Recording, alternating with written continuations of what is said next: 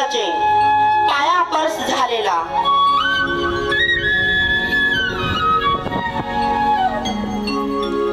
परिपूर्ण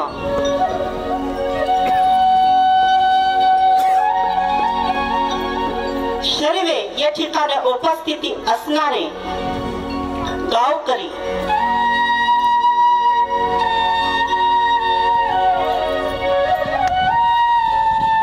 सर्वे रचता श्रीहरी यांच्या रसपान महाप्रसादाचे माध्यमात सर्वांचे पाचही मुखाने पाचही तत्वाने आणि एक मुखाने